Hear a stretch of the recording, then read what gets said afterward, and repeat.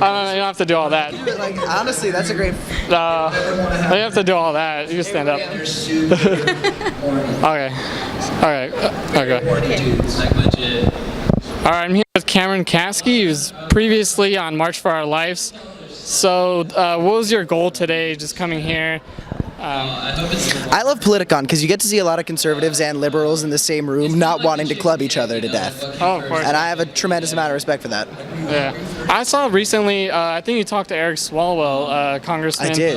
And I was just curious because I talked to him too because he's congressman, he's like almost in my district, like right next to It's like what, the Bay Area? He covers like Hayward and like Fremont. It's District 5.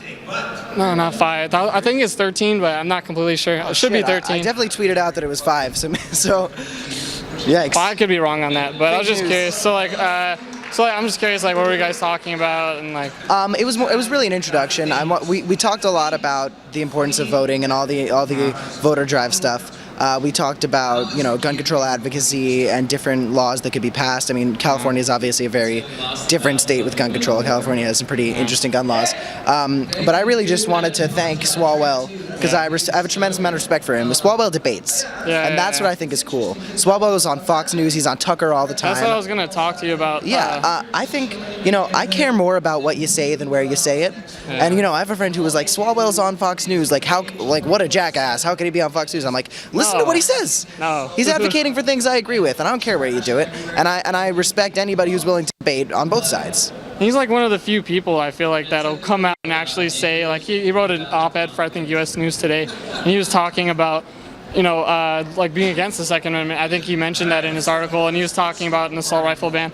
The thing I was kind of curious, because this was the point that like Tucker Carlson was trying to bring up.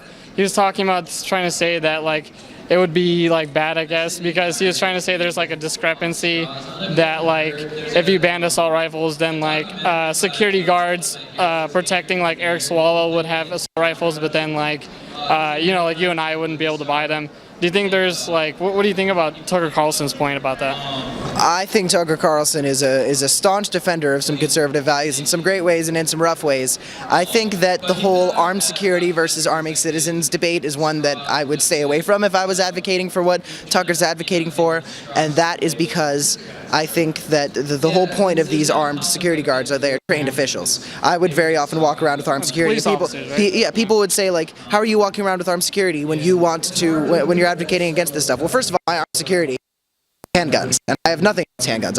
I intend to buy one when I turn 21. I get a lot of death threats. I want to protect myself.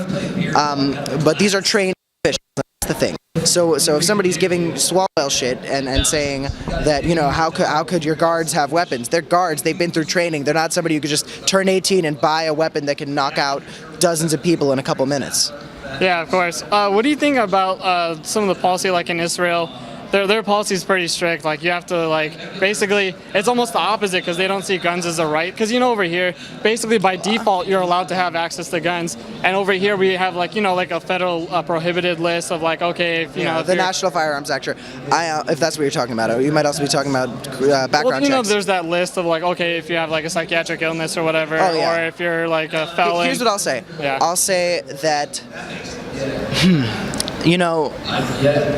But don't you think it should be the other way? It should be like, you have to prove that you're responsible. No, I like to avoid comparing America to other countries. America is an incredibly large, incredibly geopolitically, sociopolitically diverse place. Of course, yeah. Israel is not a large country. It's the same thing with the socialism debate. People, when advocating for socialism, will compare the United States to Norway and the Netherlands, which are nothing like the United States. They're practically the size of Rhode Island.